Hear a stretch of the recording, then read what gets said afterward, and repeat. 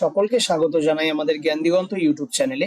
আজকে আমরা বৃত্তি পরীক্ষামূলক কিছু প্রশ্নপত্র নিয়ে আমরা আলোচনা করব। আমাদের আলোচ্য বিষয়টি হচ্ছে আমাদের পরিবেশ। এই বিষয়টি থেকে আজকে আমরা কিছু গুরুত্বপূর্ণ প্রশ্ন সমাধান করতে চলেছি।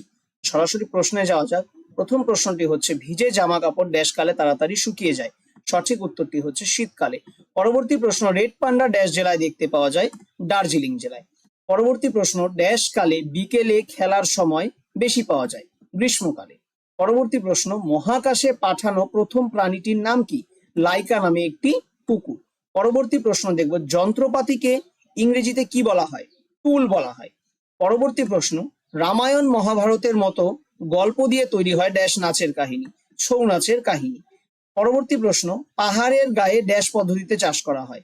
ধাপ চাষ বা ফালি চাষ পদ্ধতিতে চাষ করা হয়। পরবর্তী প্রশ্ন, মাটির পুতুলের জন্য বিখ্যাত কোন জেলা? নদিয়া জেলার কৃষ্ণনগর। পরবর্তী প্রশ্ন দেখব, শীতকালে বাতাসের জলীয় বাষ্প কম থাকে না বেশি থাকে? সঠিক উত্তরটি হচ্ছে কম থাকে। পরবর্তী প্রশ্ন, রবীন্দ্র জয়ন্তী পালন করা হয় কোন কালে? গরমকালে। পরবর্তী প্রশ্ন, মাটি পোড়ালে মাটি কি হয়? মাটি পোড়ালে মাটি শক্ত হয়। টোটো এক প্রকারের কি? টোটো এক প্রকারের হচ্ছে উপজাতি। ভাদু পূজা হয় কোন মাসে? ভাদু পূজা হয় ভাদ্র মাসে। ইনস্যাট একটি কি? ইনস্যাট হচ্ছে একটি কৃত্রিম উপগ্রহ। পশ্চিমবঙ্গের কয়লা খনি কোথায় আছে?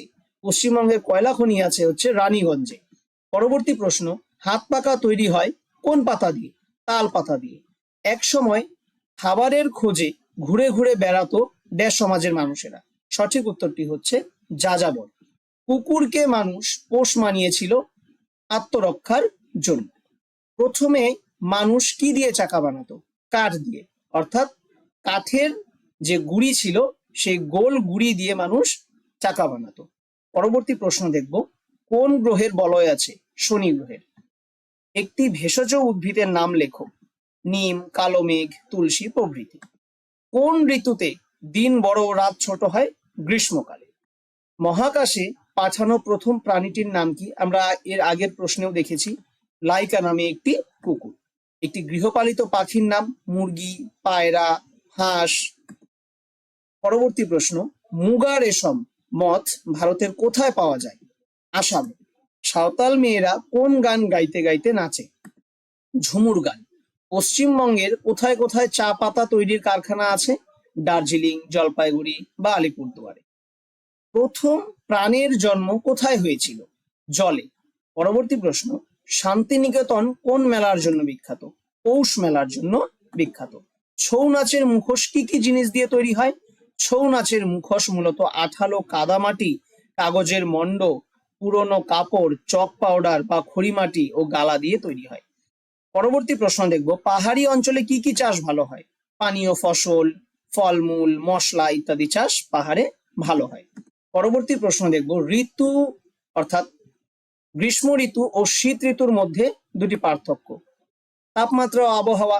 গ্রীষ্মকালে আবহাওয়া অত্যন্ত গরম ও আর্দ্র থাকে এবং প্রায়ই কালবৈশাখী ঝড় হয়। অন্যদিকে শীতকালে আবহাওয়া ঠান্ডা ও শুষ্ক থাকে এবং ভোরের দিকে কুয়াশা দেখা যায়। দিন ও রাতের দৈর্ঘ্য। গ্রীষ্ম ঋতুতে দিন বড় এবং রাত ছোট হয়। এর ঠিক বিপরীতভাবে শীত ঋতুতে দিন ছোট এবং রাত বড় হয়। পরবর্তী প্রশ্ন, কাঠের চাকায় লোহার বেড় দেওয়া হয় কেন? কাঠের চাকা যাতে সহজে ক্ষয়ে না যায় এবং চাকার স্থায়িত্ব বাড়ে সেজন্য লোহার বেড় দেওয়া হয়।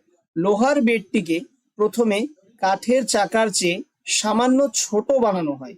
এরপর আগুনে উত্তপ্ত করলে লোহাটি আকারে বড় বা সম্প্রসারিত হয় এবং চাকার ওপর সহজে বসে যায়। চাকার ওপর বসানোর সাথে সাথেই লোহার ওপর ঠান্ডা জল ঢালা হয়, ফলে লোহাটি দ্রুত সংকুচিত হয়ে কাঠের চাকাটিকে অত্যন্ত শক্তভাবে আটকে ধরে, যা চাকাটিকে মজবুত করে তোলে। পরবর্তী প্রশ্ন দেখব, প্রাণী সংরক্ষণ করা বলতে কি বোঝায় এবং এদের কিভাবে সংরক্ষণ করা হয়। প্রথমে দেখব, সহজ কথায় যেরকম প্রাণীদের হারিয়ে যাওয়ার বা বিলুপ্ত হওয়ার হাত থেকে বাঁচানো এবং তাদের নিরাপদে বাঁচিয়ে রাখার জন্য যে ব্যবস্থা নেওয়া হয় তাকেই আমরা প্রাণী সংরক্ষণ বলি। এবার তাদেরকে কিভাবে সংরক্ষণ করব? প্রাণীদের বাঁচিয়ে রাখার জন্য মূলত নিজেদের বা নিচের কয়েকটি উপায় অবলম্বন করা উচিত। সরকারের তরফ থেকে বনের নির্দিষ্ট কিছু অঞ্চলে সুরক্ষিত ঘোষণা করা উচিত, যেখানে কেউ শিকার করতে পারবে না। সেখানে প্রাণীরা নিজেদের খাঁচা মুক্ত প্রাকৃতিক পরিবেশে নিরাপদে ঘুরে বেড়াতে ও বংশবৃদ্ধি করতে পারবে। আইন করে পশু পাখি শিকার করা, তাদের চামড়া, শিং বা দাঁত বিক্রি করা সম্পূর্ণ নিষিদ্ধ করা হয়েছে। নিয়ম ভাঙলে কঠিন শাস্তির ব্যবস্থা করা হয়েছে।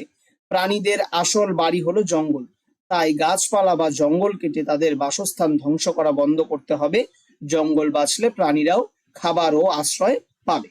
পরবর্তী দেখব প্রশ্ন, উদ্ভিদের খাবার তৈরি করতে কি কি লাগে আর গাছের রান্নাঘর কাকে বলা হয়? উদ্ভিদের খাবার তৈরি করতে সূর্যের আলো, খনিজ লবণ সমৃদ্ধ জল, কার্বন ডাই অক্সাইড, ক্লোরোফিল ইত্যাদির প্রয়োজন হয়। আর গাছের রান্নাঘর কাকে বলা হয়? গাছের রান্নাঘর গাছের পাতাকে বলা হয়। পরবর্তী প্রশ্ন, সাপ কামড়ালে প্রাথমিকভাবে কি কি চিকিৎসা নেওয়া উচিত? রোগীকে শান্ত রাখা। সাপে কামড়ালে ভয়ে হৃদস্পন্দন বেড়ে যায়, যার ফলে বিষ দ্রুত শরীরে ছড়ায়।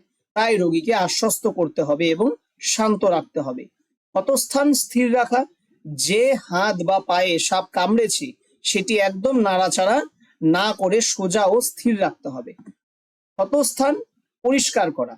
কামড়ের জায়গাটি সাবান ও জল দিয়ে হালকা করে ধুয়ে পরিষ্কার কাপড় দিয়ে আলতো করে মুছে নিতে হবে। দ্রুত হাসপাতালে যাওয়া। কোনো ওঝা বা গুণিনের কাছে সময় নষ্ট না করে রোগীকে যত দ্রুত সম্ভব সরকারি হাসপাতালে বা স্বাস্থ্য কেন্দ্রে নিয়ে যেতে হবে, সেখানে অ্যান্টিভেনাম পাওয়া যায়। পরবর্তী প্রশ্ন দেখব, শীতকালে ভিজে জামা কাপড় তাড়াতাড়ি শুকায় অথচ বর্ষাকালে দেরি কেন হয়? শীতকালে আমাদের চারপাশে বাতাস খুব শুকনো থাকে। এই শুকনো বাতাস ভিজে কাপড়ের জলকে খুব তাড়াতাড়ি শুষে নেয় বা টেনে নেয়, তাই শীতকালে কাপড় তাড়াতাড়ি শুকোয়। বর্ষাকালে বাতাসে আগে থেকেই প্রচুর পরিমাণে জলীয় বাষ্প মিশে থাকে। বাতাস জলে ভরা থাকায় তা কাপড়ের জলকে সহজে টেনে নিতে পারে না, তাই বর্ষাকালে কাপড় শুকোতে দেরি হয়। তাহলে ভিডিওটি আজকে এখানেই শেষ করছি। ভিডিওটি ভালো লাগলে চ্যানেলটিকে সাবস্ক্রাইব করবেন এবং ফলো করে পাশে থাকবেন। আমরা এরকম ভাবেই প্রতিনিয়ত এক এক করে ভিডিও আমরা আনতে থাকবো। বৃত্তি পরীক্ষার আগে পর্যন্ত আমরা এইভাবেই ভিডিও দিয়ে যাব। সকলকে ধন্যবাদ।